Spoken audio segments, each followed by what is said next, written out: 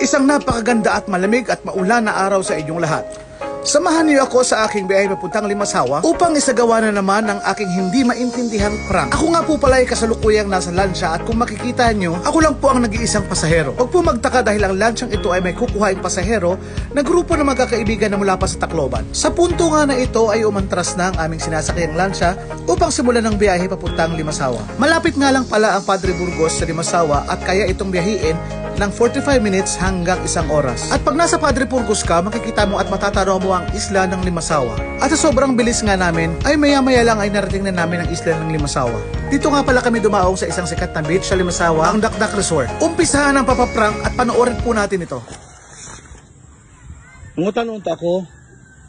Ano bang aasa? Parang may naamoy ako hindi maganda. Hindi ba ano matitipid sa Limasawa?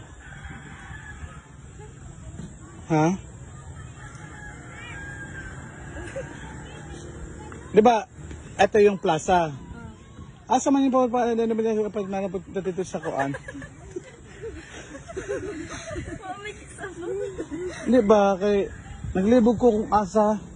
Ini. Paanto man siguro to? Ang unsa.